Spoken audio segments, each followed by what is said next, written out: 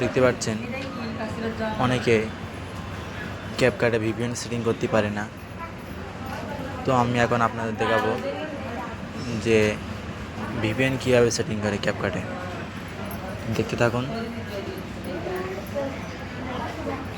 সর্বপ্রথম এই ভিপিএনটা ডাউনলোড করে নেবেন প্লে স্টোর থেকে।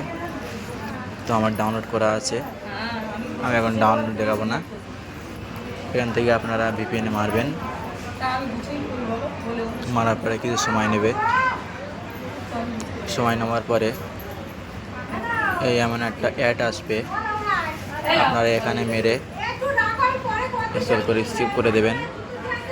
স্কিপ করে দেওয়ার পরে এবারে আপনারা কি করবেন, এখান থেকে এই জায়গায় ক্লিক করবেন। ক্লিক করে কিছু সময় নেবে, সময় নিয়ে আপনাদের চালু হয়ে যাবে। চালু হয়ে গেলে এখন একটা অ্যাড দেবে, এটা আপনারা চিকি মেরে কেটে দেবেন। কেটে দিয়ে আপনারা এতে বার হয়ে যাবেন। বার হয়ে গিয়ে এবারে আপনাদের যে ক্যাপকাটটা ক্যাপকাটটা আমার ডাউনলোড করা আছে, আপনারা ডাউনলোড করে নেবেন।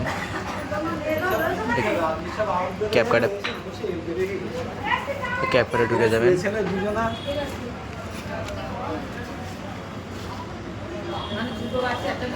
আপনারা এখানে দেখেন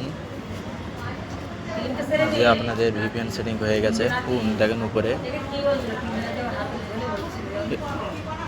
এবারে আপনারা এখান থেকে সব কিছু করতে পারবেন, এখান থেকে এডিট মেডিট সব কিছু করতে পারবেন।